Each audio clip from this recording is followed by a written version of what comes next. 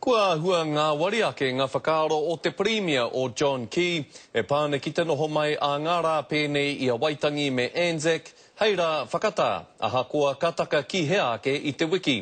Hei tāna kāretera o Anzac i a humai i te whakaaro whai rā whakatā, engari e tika ana kia wātea te iwi ki te haere ki ngā karakia whakamaumahara hoia, nō reira me kaua pea, e mahi hei tauara.